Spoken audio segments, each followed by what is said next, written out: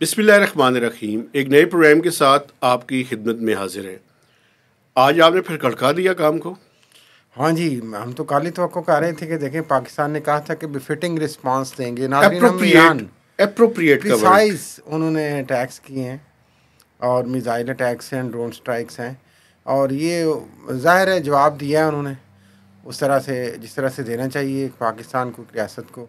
अब आगे की बात थोड़ी सी करके हम आगे चलते हैं कि मेरा ख्याल है कि और बहुत सारे और लोगों का भी ये ख्याल है, तजिया निगारों का भी, मेहताब साहब, कि अब इसके बाद कुछ आगे इनको संजीदा होकर बात करनी चाहिए और इस मामले को तूल नहीं देना चाहिए। लेकिन इससे पहले नाजरीन ये मैं आपको बताऊं कि ये जो बलूचिस्तान, उनके बलूचिस्तान में और सीस्तान में हमले किए हैं पाकिस्तान ने, रात गए सर्जिकल स्ट्राइक्स पाकिस्तान ने जवाबी किए हैं ईरान के मिसाइल हमले के बाद। उस पर बलोच लिबरेशन जो फ्रंट है उनकी एक स्टेटमेंट भी आई है जिसमें उन्होंने एक तरह से कंफर्म किया है कि ये हमला हुआ है, और उनका ख्याल है कि वो बलोच जो पाकिस्तान से अपनी जान बचाने के लिए वहाँ थे उनको अटैक किया गया है और उनमें कुछ मारे गए हैं, और वो कह रहे हैं कि हम बदला लेंगे। तो अच्छा, अब एक बात मैं इस पे करना चाहता हूँ, अगर इजाज़त हो तो। देखिए, ये जो नॉन स्टेट एक्टर्स हैं जी, इन्होंने 2 सॉवरेन स्टेट्स को हॉस्टेज किया हुआ है जी। तो हमें ज़रा सोचना चाहिए, इंट्रोस्पेक्शन करने की ज़रूरत है, हमें ही नहीं ईरानियंस को भी, और जो बायलैटरल इश्यूज़ हैं उनको हल करें। ये ना हो कि ये मामला एस्केलेट हो के वॉर की तरफ ना चला जाए। नहीं, मेरा ख्याल है वो बात है जो हमें ज़रूर करनी चाहिए। मेरा ख्याल है नहीं जाएगा, लेकिन मैं साथ साथ 2 सिर्फ बातें करना चाह रहा हूँ। मैं आपको एक तो कभी इम्कान बता रहा हूँ कि ये मामला आगे नहीं बढ़ेगा, कभी इम्कान है कि ये मामला आगे नहीं बढ़ेगा, और कभी इम्कान है कि आइंदा चंद दिनों में, मुस्तकबिल करीब में, हाई लेवल की पाकिस्तान की और ईरान की मीटिंग हो सकता है वहाँ से कोई यहाँ आए, कोई जॉइंट प्रेशर हो, वज़ीर ख़ारजा या हाई लेवल का बंदा आए और इस मामले को रफा दफा करने की कोशिश की जाएगी, जो कि अच्छी बात होगी। गुड। और ये ऐसे ही होना चाहिए। दूसरी बात जो आपने की ना, ये कि जो नॉन स्टेट एक्टर्स की, देखें ये मसला वही बात जो हमने पहले भी की थी, ये ईरान का नहीं मेहताब साहब, ये पाकिस्तान का भी है, ये अफ़गानिस्तान का भी, ये हर जगह का मसला बन चुका हुआ है कि नॉन स्टेट एक्टर्स की जो सेंचुरीज़ बन चुकी हैं मुख्तलिफ ममालिक में, उनको फिर प्रॉक्सी के लिए इस्तेमाल किया जाता है।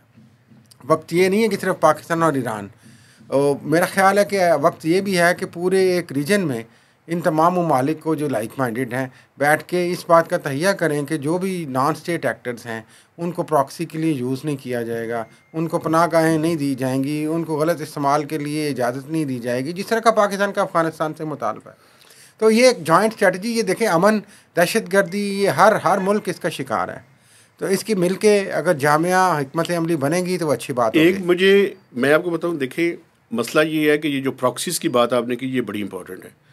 अगर कोई ये सोचता है कि मैं दूसरे के लिए गड़ा खोद के खुद उसमें नहीं गिरूंगा, तो जो गड़ा खोदता है चाहे कोई भी हो, उसको ज़हनी तौर पे तैयार रहना चाहिए कि एक दिन वो खुद भी उस गड़े में गिर जाएगा। तो सबके मफाद में ये है कि वो इस तरह के बिजनेस से अपने आप को दूर रखें और एक जॉइंट भरपूर हिकमत अमली बनाई जाए रीजन के लिए, जिसमें और ये रिट ऑफ द स्टेट का इशू है मेरा। हाँ जी, और ये हर जगह पे होना चाहिए, और बदकिस्मती से बाकी ममालिक जो दुश्मन ममालिक होते हैं वो इस्तेमाल करने की कोशिश। अच्छा, एक बात मैं आपको बताऊं, मुझे एक जो लफ्ज़ है ना, चाहिए, मुझे ये बहुत बुरा लगता है। अच्छा? ये चाहिए जो है ना, ये होम्योपैथिक टाइप। आपके ख्याल में क्या होना चाहिए?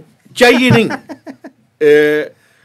बुनियादी तौर पर आप डूज और डोंट्स तय करें, अब मेरा ख्याल और एक ऐसा फ्रेमवर्क बनाएं कि जो सबके लिए काबिल कबूल हो। अगर मैं दूसरों के लिए प्रॉब्लम क्रिएट करूंगा तो मेरे लिए भी ये, वैसे आपने जो चाहिए की बात की है ना, इस हवाले से मैं थोड़ा सा ज़रूर जिक्र करना चाह रहा हूँ care taker prime minister Anwarul हक काकड़ का, कि जिस तरीके से वो दहशतगर्दी के हवाले से, इंतखाब पसंद तंजीमों के हवाले से बड़ी क्लैरिटी के साथ बात करते हैं और बड़ी सख्त बातें कर जाते हैं।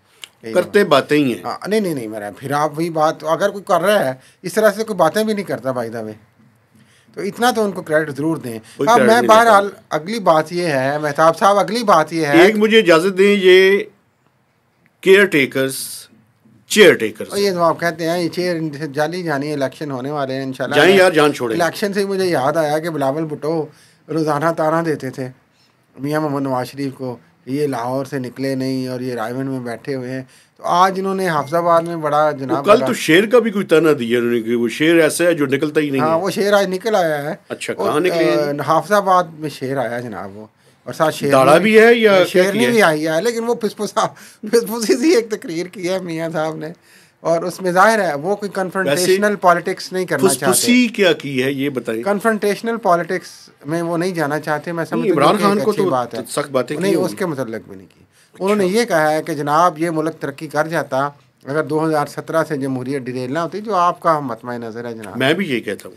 तो और बिल्कुल फिर ये कहता हूँ, आज बिजली भी सस्ती होती, रोटी भी सस्ती होती। नहीं ये ना होता। नहीं एक मिनट से ठहर जाए, मैं उनकी तकरीर तो बयान कर लेने दें। चलिए बयान कर लें आप। उनकी तकरीर ये उन्होंने 5 मिनट की एक तकरीर की है। बहुत सारे लोग इसको 5 मिनट से ज़्यादा ले रहे हैं, फिर इसको फिसफुसी तकरीर कह रहे हैं वो लोग कुछ।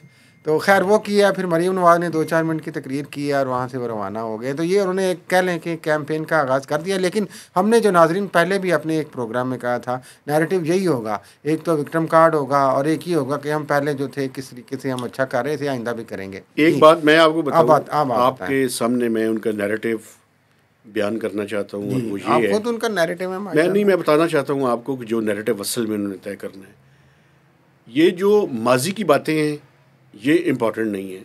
मेरी नज़र में जो सबसे इम्पॉर्टेंट बात है वो ये है कि अगले 3 से 5 साल में इस मुल्क की जो बुनियादी फंडामेंटल किस्म के प्रॉब्लम्स हैं, चाहे वो इंटरनल हैं, इकॉनमी के फ्रंट पे हैं, लॉ एंड ऑर्डर के फ्रंट पे है, या ये एक्सटर्नल भी अब प्रॉब्लम पैदा हो चुकी है, इससे मुल्क को आगे लेकर कैसे जाना है। और मैं वैसे एक बात आपको और बताऊँ, इस टाइम हमें महंगाई की, बेरोज़गारी की, खुशहाली की, दूध और शहद की नहरों की बातें नहीं करनी चाहिए, जो कि हम कर रहे हैं।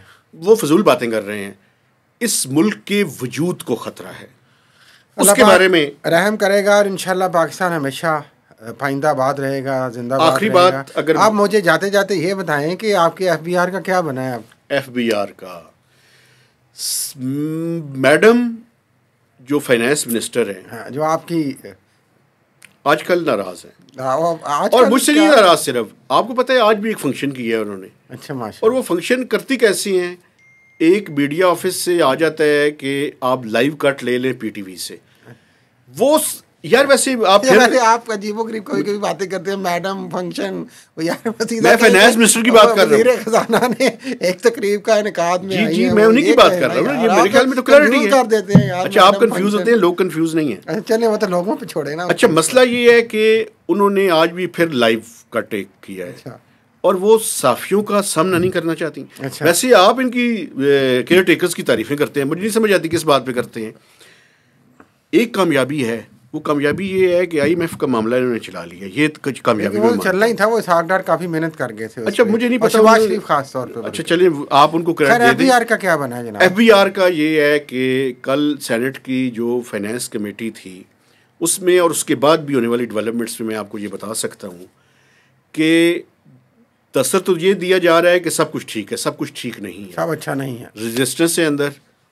और इसके नतीजे में कोई घर भी जा सकता है, कोई बड़ा कि बहुत कोई बड़ा, बॉसेस में से। अच्छा कोई मैडम या अभी देखिए मिस्टर, कोई बड़ा ओहदों में से, अच्छा कोई जो रेजिस्ट कर रहा होगा, कोई भी घर जा सकता है इस सारे इशू के ऊपर। नहीं रेजिस्ट करने वाला जा रहा है। देखिए मैं अभी इस पे मुझसे मजीद तफसील आप ना मांगे, मैं सिर्फ इतना बयान कर रहा हूँ, यानी कि ये आप इंटरनली बड़ा स्ट्राइफ है। नाज़रीन महताब साहब ये कहना चाह रहे हैं कि ये जो रिफॉर्म्स हैं, जिनको ये सो कॉल्ड रिफॉर्म्स कहते हैं FBR की, ये मामला इतना संजीदा हो रहा है कि यहाँ पे बात इस्तीफों या घर भेजने तक आ जाएगी। जी बिल्कुल। तो देखते हैं आइंदा दिनों में, आइंदा आने वाले चंद दिन बड़े इम्पोर्टेंट हैं, चूँकि SIFC ने अपना टाइम लिमिट दी हुई है कि उन्होंने 15 दिन के अंदर इस सारे मामले को कैबिनेट में अप्रूव करवाना है और इम्प्लीमेंटेशन स्टेज पर लेकर जाना है। अब सेनेट की कमेटी ने तो इसको बिल्कुल रिजेक्ट कर दिया है। उन्होंने कहा है कि निगरानों के पास ये इख्तियार नहीं है कि बकौल चेयरमैन FBI के 1000 कवानीन तब्दील करने लेकिन पड़े। निगरानों के पास और भी बहुत सारे इख्तियार नहीं है, लेकिन वो किए जा रहे हैं। अब ये देखना है कि ये रौंद के अगर आगे पीछे बढ़ने आपके की कोई कोशिश है करते तो हैं, आपके लिए सब जायज़ है। देखते हैं क्या होता है। रौंद के आगे बढ़ेंगे या रिट्रीट करेंगे। अब रौंद के आगे बढ़ेंगे या रौंदे जाएंगे, अब ये आने वाले दिनों में पता चलेगा। नाजरीन, इसी के साथ आज के प्रोग्राम में हमें इजाज़त दीजिए। अपना फीडबैक दें, अपना ब्लंट फीडबैक दें, राय दें, और जो चीज़ आपको करें, सब्सक्राइब ज़रूर करें। इजाज़त दीजिए। अल्लाह हाफ़िज़।